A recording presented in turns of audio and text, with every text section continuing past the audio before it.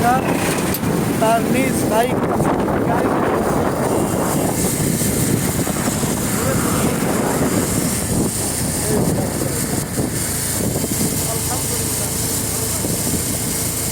আমি তার গাড়িতে উঠছি, আমারও ভালো লাগছে অবশ্য।